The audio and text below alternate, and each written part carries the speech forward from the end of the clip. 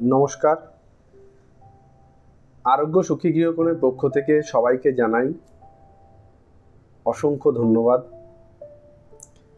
আজকে আমাদের এই যে প্রোগ্রাম, সেই প্রোগ্রামের টাইম ম্যানেজমেন্ট নিয়ে আমরা আলোচনা করব। টাইম ম্যানেজমেন্টের 10টা প্র্যাকটিক্যাল স্ট্র্যাটেজি যেগুলো আপনাদের জীবনে কাজে লাগতে পারে, এরকম 10টা স্ট্র্যাটেজি আজকে আমি আপনাদেরকে বলবো।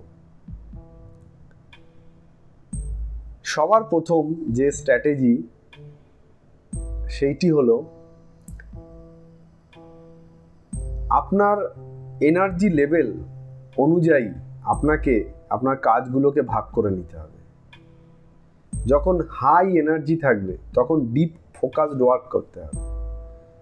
আপনার দিনের বিভিন্ন সময় আমাদের এনার্জি লেভেল বিভিন্ন রকম থাকে। আর্লি মর্নিংয়ে আমাদের হাই এনার্জি থাকে, দুপুরবেলার দিকে মডারেট, তারপরে বিকালবেলার দিকে আমাদের এনার্জি লেভেল কমে যায়। হাই এনার্জিতে ডিপ ফোকাসড ওয়ার্ক আপনাকে করতে হবে, যেমন পড়াশোনা, লেখালেখি, ক্রিয়েটিভ জিনিস ওই সময় করতে হবে। লো এনার্জিতে আপনি মেল চেক করতে পারেন, হোয়াটসঅ্যাপ চেক করতে পারেন, তখন সেগুলো রিপ্লাই করতে পারেন। তো এরকম কাজ আপনি যখন লো এনার্জি তখন তার জন্য ডিস্ট্রিবিউট করবেন। 2 নম্বর স্ট্র্যাটেজি আমরা রাখতে পারি 90-60-30 রুল। এই 2 নম্বর স্ট্র্যাটেজিটা খুব ইম্পর্টেন্ট। যারা ইন্টেলেকচুয়াল পার্সন বা যারা ডিপলি ফোকাসড কাজ করছে, কিছু ক্রিয়েটিভিটি করছে, লেখালেখি করছে বা কোনো প্রজেক্ট করছে বা কোনো কিছু হাইলি ইন্টেলেকচুয়াল কাজ করছে, তারা 90-60 রুলে ভাগ করে নিতে পারে।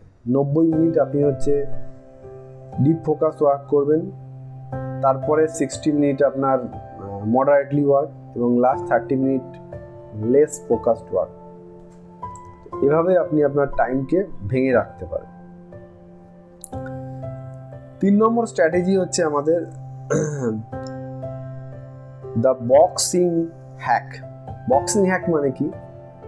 আপনার টাইমটাকে একটা বক্সের মধ্যে রাখতে হবে। তার কারণ হলো আমরা অনেক সময় টাইমটাকে মানে কোনো একটা কাজ কমপ্লিট করতে গেলে সেটাকে আমরা টাইম লিমিট রাখি না। তো এক্ষেত্রে আমাদের স্ট্র্যাটেজি থাকবে টাইমটাকে ব্লক করা, মানে আমি এত অবধি কাজ করব, সেটা কমপ্লিট হোক চাই না, ঠিক আছে?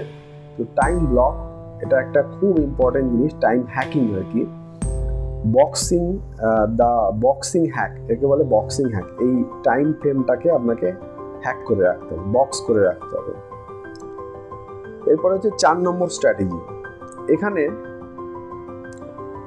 যেগুলো আমাদের ছোট ছোট কাজ, যেমন মনে করুন একটা কাউকে ফোন করতে হবে, মনে করুন একটা কোনো মেসেজ করতে হবে, বা কোনো একটা জিনিস একটা মনে পড়লো লিখে রাখতে হবে, বা কাউকে একটা কিছু বলতে হবে।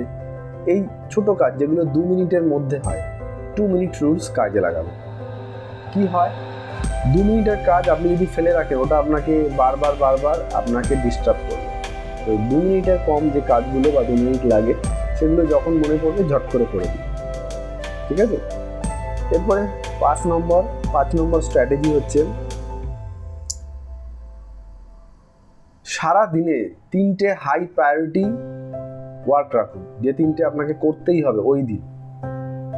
তো রুটিন টাস্কের বাইরে যে হাই প্রায়োরিটি 3টে কাজ রাখুন, যেটা আপনাকে করতেই হবে, সেই কাজগুলো আগে কমপ্লিট করুন। এবার আসুন 6 নম্বর স্ট্র্যাটেজিতে, যেখানে ব্যাচ অ্যান্ড থিমিং, মানে সপ্তাহের যে বিভিন্ন দিন আছে সেগুলোকে গ্রুপ করে দেওয়া। সোমবারে আপনি স্পেশাল কিছু কাজ রাখুন, মঙ্গলবারের জন্য স্পেশাল ধরনের কাজ, বুধবারে স্পেশাল কাজ, বৃহস্পতিবারে স্পেশাল। এরকমভাবে ব্যাচিং বা গ্রুপিং করা যায় পার ডে, ঠিক আছে? আপনি একটা দিন রাখলেন যেখানে আলোচনা করবেন, একটা দিন রাখলেন পড়াশোনা করবেন, একটা দিন রাখলেন যে এই দিন ঘুরতে যাবেন। ব্যাচিং মানে একটা জায়গাকে একটা দিকে ব্যাচ করা, এটা একটা টাইমের একটা স্ট্র্যাটেজি। যেমন আপনি কিছু ব্যাংকিং কাজ আছে, আপনি একটা দিন রেখে দিলেন যে আমি এই দিন ব্যাংকিংয়ের কাজ করি। তাহলে এইভাবে থিমিং করা, একটা উইকের একটা ডেকে স্পেশালি ডিজাইন করা একটা স্পেশাল ধরনের কাজের জন্য। 7 নম্বর স্ট্র্যাটেজি, আপনার ধরুন একটা কাজ করতে 7 দিন সময় লাগে, সেখানে আপনি সেলফ ইম্পোজড একটা ডেডলাইন ফিক্স করুন। 7 দিনের আগে 3 দিনে আমি কাজটা কমপ্লিট করব। এবার আপনার সেলফ ইম্পোজ অ্যাকচুয়াল ডেডলাইন 7 দিন, আপনার সেলফ ইম্পোজ ডেডলাইন হচ্ছে 3 দিন। 3 দিনের মধ্যে আপনি কাজটা কমপ্লিট করবেন। এবার এবং এই ডেডলাইনটা এগিয়ে নিয়ে এসে তারপরেও আপনি কাজটা করে যেতে পারেন। তাহলে আপনার 7 দিনে যখন হবে তখন আপনি আরামসে কাজটা কমপ্লিট করবেন। ইন্টারাপশন শিল্ড টেকনিক, এটা কি জিনিস? ইন্টারাপশন শিল্ড টেকনিক হলো আপনার যে জিনিসগুলো আপনাকে ডিস্ট্রাকশন করে সেগুলোকে আপনি এলিমিনেট করে দিন। যেমন মনে করুন আপনাকে বারবার ফোন আসে, ফোনটাকে ডু নট ডিস্টার্ব মোডে রাখুন, হোয়াটসঅ্যাপে ডু নট ডিস্টার্ব মোডে রাখুন, ঘরের বাইরে do not disturb mode, highly focused কাজ করছেন যখন, ঠিক আছে, সবাইকে বলে রাখুন এই সময় থেকে এই সময় আমি কিন্তু হাইলি ফোকাস কাজ করছি, সুতরাং এই সময় আমাকে ডিস্টার্ব করা যাবে না। 9 নম্বর, এরপরে আসছে হচ্ছে গিয়ে আপনার 9 নম্বর strategy, reverse to do list. Reverse to do list হচ্ছে এমন একটা জিনিস, আমরা সারাদিন কি কাজ করব এটা হচ্ছে টু ডু লিস্ট বলে। রিভার্স টু ডু লিস্ট হচ্ছে আপনি একটা খাতা তৈরি করবেন, সেখানে আপনার সারা দিনে কোথায় কোথায় সময়ের অপচয় হচ্ছে সেটাকে ট্র্যাক করবেন। তারপরে ওই অপচয় যে সময়গুলো হচ্ছে সেই কাজগুলোকে এলিমিনেট করবেন। একে রিভার্স টু ডু লিস্ট বলে। আমরা টু ডু লিস্ট বানাই, এটাকে রিভার্স টু ডু লিস্ট, মানে আপনি টু ডু লিস্ট বানাচ্ছেন না, আপনার সময় কোথায় কোথায় অপচয় হচ্ছে সেই জায়গাগুলোকে আপনি আইডেন্টিফাই করছেন, পরে সেগুলোকে আপনি এলিমিনেট করে দিচ্ছেন। এবং 10 নম্বর স্ট্র্যাটেজি যেটা হচ্ছে মাইক্রো রিওয়ার্ড সিস্টেম, নিজেকে পুরস্কৃত করা। মনে করুন আপনি হাইলি মানে ফোকাস ডিপ ওয়ার্ক করছেন, এবার আপনি কি করবেন, ওই হাইলি ফোকাস ডিপ ওয়ার্কটাকে আপনি কমপ্লিট করার পরে 5 মিনিট রেস্ট নেবেন, ঠিক আছে। এই রেস্টের টাইমে আপনি রিল্যাক্স করতে পারেন, মিউজিক শুনতে পারেন, গান শুনতে পারেন, ঘুরে আসতে পারেন বাইরেটা 5 মিনিটের জন্য রেস্ট নেন। তাহলে এই মাইক্রো রিওয়ার্ড সিস্টেম কিন্তু খুব দরকার আমাদের কর্মক্ষমতা বৃদ্ধির জন্য। পরিশেষে বলি, সবার ক্ষেত্রেই কিন্তু 24 ঘন্টার সময়, কিন্তু আমরা এই সময়টাকে কিভাবে ব্যবহার করছি সেইটা কিন্তু তার উপরে ডিপেন্ড করছে যে আপনার কিভাবে আপনি আপনার সময়টাকে ব্যবহার করবেন, আপনি জীবনে কিভাবে সাফল্য পাবেন। অনেকে সারাদিন কাজ করে কিন্তু সেই হিসাবে সেটা এফেক্টিভ ওয়েতে তার আউটকাম আসে না। আপনি যদি এফেক্টিভ কাজ করতে চান তাহলে আপনার সময়ের ম্যানেজমেন্ট এই জিনিসটা শিখতে হবে।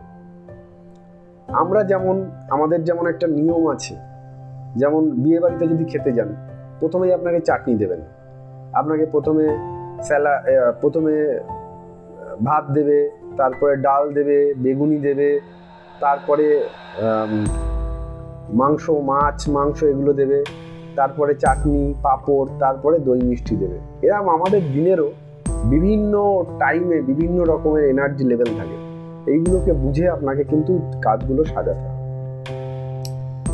পরিশেষে বলি, প্রত্যেকেই কিন্তু নিজের জন্য সময় রাখবেন এবং এই সময়টা খুব ভাইটাল।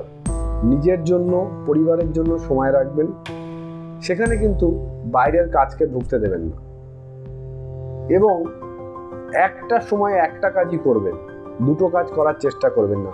তাতে কিন্তু ultimately quality of work, quality of আপনার প্রোডাক্টিভিটি, আপনার কোয়ালিটি অফ ওয়ার্ক এগুলো কিন্তু কম। সবাইকে অসংখ্য ধন্যবাদ আমাদের এই প্রোগ্রামটি মন দিয়ে শোনার জন্য। কারো যদি ভালো লাগে এইটা তার বন্ধু বান্ধব, আত্মীয় স্বজনদের মধ্যে ছড়িয়ে দেবেন, যাতে তারাও তাদের জীবনে সময়ের সঠিক ব্যবহার করতে পারে। নমস্কার। ভালো লাগলে আমাদের এই চ্যানেলটিকে আরও মানুষের মধ্যে ছড়িয়ে দেবেন এবং সেইটা আপনাদের কাছে অনুরোধ থাকে। লাইক করবেন, শেয়ার করবেন এবং সাবস্ক্রাইব করবেন। নমস্কার।